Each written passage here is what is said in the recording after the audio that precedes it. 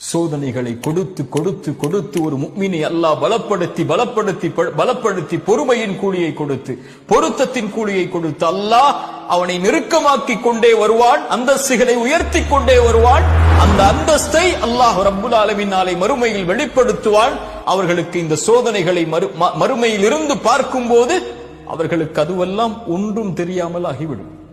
சொர்க்கத்தை அல்லாஹ் ஒரு மனிதனுக்கு ஒரு முறை காட்டுவான். அவன் வாழ்நாள் முழுக்க சோதிக்கப்பட்டவன்.